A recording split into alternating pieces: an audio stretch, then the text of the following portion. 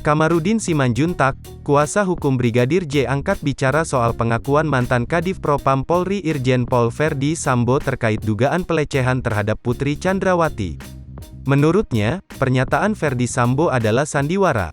Sebab Brigadir J masih sempat mengawal Putri Chandrawati, istri Verdi Sambo saat perjalanan pulang dari Magelang menuju Jakarta. Menurutnya, Verdi Sambo mulai mencari-cari alasan dengan menutupi kebohongan dengan kebohongan. Dirinya khawatir, cara yang dilakukan Verdi Sambo justru akan membuat institusi Polri menjadi malu. Di sisi lain, Kamarudin mempertanyakan jika memang ada kasus pelecehan seksual maka seharusnya Verdi Sambo langsung melaporkan kasus itu saat di Magelang. Sementara itu, Samuel Huta Barat, ayah Brigadir J heran dan kecewa. Samuel menyebutnya sebagai sandiwara baru.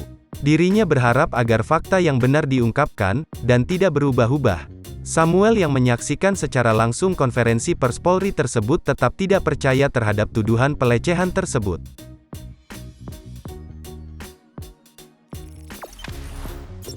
Jangan lupa subscribe, share, komen, dan like ya!